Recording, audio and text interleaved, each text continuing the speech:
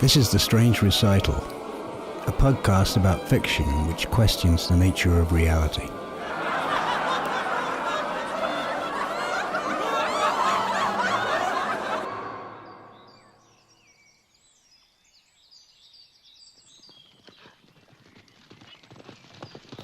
Three horses cantered across the plain. A gray Arabian, a Palomino, and a Roan. The dust from their hooves rose up from the ground and dispersed around them. Their riders wore spacesuits, the kind used in the Apollo missions of the 1960s. But this was not the moon. The horses and their riders were headed toward the old farmstead that had been repurposed. 24 sensors mounted on poles looked out towards the plain. No agricultural labor had happened here for generations. Inside the building, in a quiet room with southern exposure, a few people sat in chairs that had been arranged to face away from each other, a design of communal privacy. Each one of them was immersed in a book. The wires from the electrodes on their temples were neatly twisted and disappeared through a hole in the floor. Enough slack was provided to permit movement. A small dog ran around the room, largely ignored by the other occupants. Outside on the veranda, a woman held binoculars to her eyes. They were powerful ornithological binoculars. She trained them on the approaching riders, seeing the sky reflected in their visors, beautifully distorted in the curved surfaces. The reflections looked so vivid. Stratocumulus clouds filled her vision. As the riders approached, she was able to see them with her naked eye, taking in reflection and subject simultaneously, as if looking at a painting of a painting. With their spacesuits glaring white in the sun, they passed her by at a gallop and quickly receded into the distance.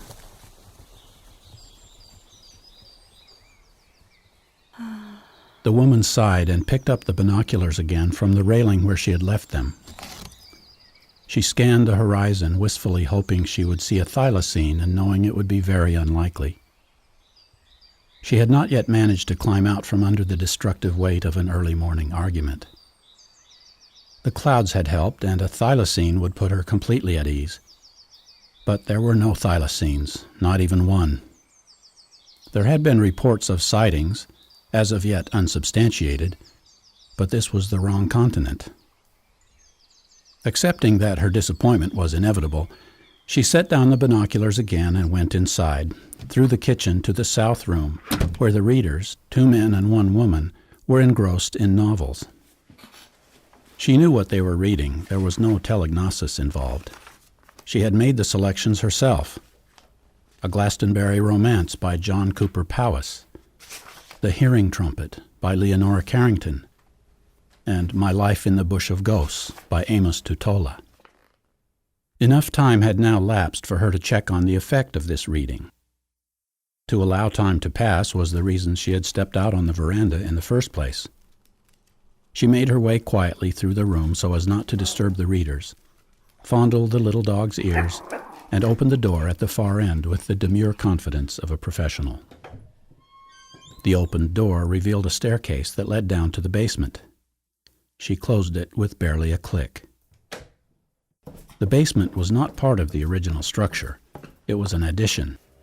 She passed through the section where the vintage electronic instruments were stored. They were all in impeccable condition. There was a display cabinet containing Moog synthesizers. There was a Mini Moog, a Moog Satellite, a Sonic 6, a Micro Moog, a Poly Moog, and a Moog Taurus. Another cabinet contained ARPs. ARP Little Brother, ARP Odyssey, ARP 2600, and an ARP Explorer. There was also an RCA Mark II and 3 theremins. The instrument collection had a gravitas. It felt like walking through a chapel. There was a nobility in the latent possibilities of yesterday's analog technologies, and her respect was genuine. She paused among the cabinets, feeling an affinity for these instruments that were never played and rarely looked at. They caused her to wonder about the meaning of collections. That meaning must lie in numbers greater than 0 or 1, because a collection of one thing seemed extremely unlikely, and a collection of nothing could not be considered a collection. This led her to consider numbers less than 0. They would imply a negative collection, such as an art collector with no paintings. There might be a catalog of all the pictures he did not own, some of them yet to be painted. It occurred to her that these instruments in their dusty cabinets mirrored the negative collection that was not upstairs. In so doing, they were a perfect representation of meaninglessness. She suddenly made an effort to cease this speculation. It was a direction, that was all. A direction that might lead anywhere, and not necessarily where she wanted to go. These were not the questions she should answer, even if she could. She moved away from the synthesizers to yet another door. Winter was officially over, and Pater would probably be awake. This meant that things were going to get difficult. When she opened the door, Pater was standing in the frame blocking her way. He was old and obdurate. "Women are generally not admitted into this area." "Oh, come on, don't be ridiculous." "Well, you'll have to prove you have clearance. I must ask you the questions if you don't mind." "Go ahead." "What is the correct time?" "Time upon a once." "What happened to the coiled rope?" "It was forgotten by a sailor." "From whence came the news?" "It was delivered by a fly." "How many totems are necessary?" 24. "What is to be done with the sum of all things?" "It is to be divided by 7 cries of delight." The old man begrudgingly stood back. "Okay, you can come in."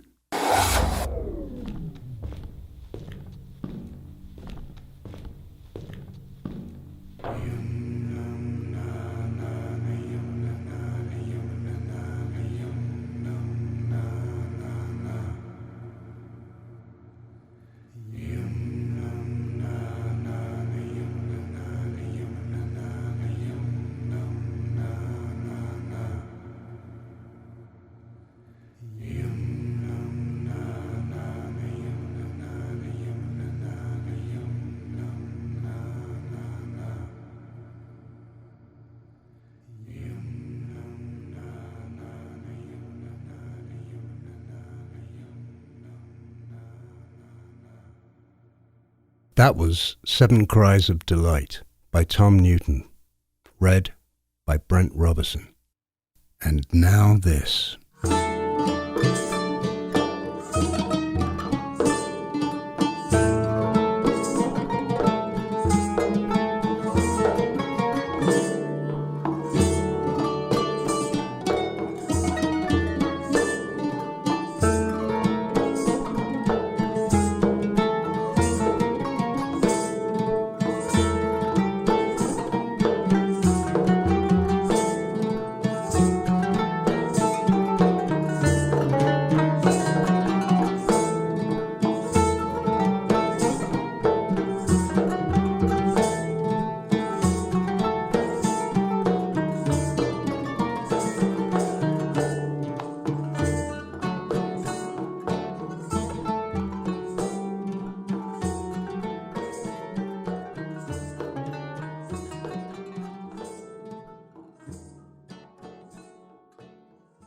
What was that about? The music? No, the story. What was it about? Oh, it's not really about anything. So you've written a story about nothing. I'm not sure that about nothing and not about anything are quite the same thing. But this was a deliberate attempt to write a meaningless story. What led to that? Curiosity, maybe. Meaning seems so important to people. I suppose I'm caught up in it too, though I like to search the negative space, the lack of meaning. Yes, like the idea of negative collections in the story. You know, I think I may be a negative philatelist. I have a major collection of no stamps, 0. You do address the envelope when you send a letter, right? Envelope? Letter? I forgot those things existed. Strangely enough, philately has never been concerned with actual communication. But enough about that. Tell me, do you like thylacines as much as I do? Ah, yes, thylacines. I love those guys. Like the woman in the story, seeing one would make my day a lot better. One doesn't often encounter a cryptid. I've never seen Sasquatch or Nessie either, have you? And if you had, what would it mean? What exactly is a cryptid? A cryptid is an animal that can't be determined to be real. Cryptozoology is a whole field, pseudoscience, you might say. I like pseudoscience. Well, what if extinct species like thylacines started reappearing? Would it reverse the hopelessness? I'm not really sure about the hopelessness, but there have been quite a few reports of thylacine sightings. Enough to warrant placing cameras in the bush, or outback, or whatever it's called. But let's stick to the story, huh? I did want to say that the opening of the story gives me pleasant echoes of Bob Dylan's All Along the Watchtower. That's nice. And I also liked the fact that those 3 books that were named in the group reading are books that I have never read, so maybe I'll put them on my list. Yeah, you should. I think they're all good. All good. Especially My Life in the Bush of Ghosts. Well, I also loved that final exchange with Pater. It reminded me of trying to get into my online banking, but so much more rich. Brilliant nonsense. It made me give an inner cry of delight. 7 of them, actually. Wow. Maybe you could squeeze out 8. But humor me for a minute. What exactly do you think's going on with Pater? Well, I know Pater means father, but it left me with the question of whether this man was the female character's actual father, or if it was a title he held as official keeper of the special room. I liked thinking he was her father, and they played this silly game every day just so she could get into the kitchen and make a sandwich. Well, he could be either or both of those things. But he hibernates. The thing is, if you're going to write a meaningless story, you have to have at least some idea what meaning is. So, do you? I'm not sure you can prove it. Well, I'm not really trying to prove anything. I'm just experimenting. I mentioned 2 books before. One of them was Religion Explained by Pascal Boyer. What's the other one? I can't say. Not right now. The Nameless Book. I always liked that one. In that book, he talks about the large amount of time and brain power people spend thinking about other people, you know, who knows what about who's doing what. He calls that strategic information. It's by no means the only premise in the book, but the one that's relevant to what we're talking about. When you just said you thought Pater might be the woman's father, that was a good example of that. I think his idea of strategic information might be what constitutes meaning in a story, at least. Right. And I decided not to provide it in 7 Cries of Delight. Okay. I didn't provide any psychological depth in character, no relationships between characters, all those things that I think readers want when they read a story. So that's the experiment, and you've decided it's a success, of course. Have you heard of confirmation bias? Well, I'm not claiming it was successful. It might have fallen completely flat. But even that could be considered a success in some kind of way. Now here's a list. Does anything grab you? 24 statues, bishops, kings, astrolabe, small dog, the weight of another, bald necromancer in a hat raised himself from the dead, weekend in Reims, pale mustard color, slicing. The weight of another, that's it. I'm partial to astrolabe myself. We could try another experiment. What's that? We could do the old Dadaist cut-up job. Rearrange the words at random and then play the whole thing backwards. What do you think? Sure. Okay, if I take that list, I'll chop it up and move it around. Let's see. Okay. Come on, E. Come on, D. Come on, D. Come on, D. Come on, D. Move that one. Come on, D. All right. Save it. All right. Now I'll reverse it. Okay, let's hear it. Yes, yes. Somewhere. Smearing neck you. That in the first miss here. I had it. Her snammer can blow. Her gonna with your wood. God worms. Be other tap. Snake. Spick. What's going on? I'm playing a thumb piano. Why are you doing that? I do not know.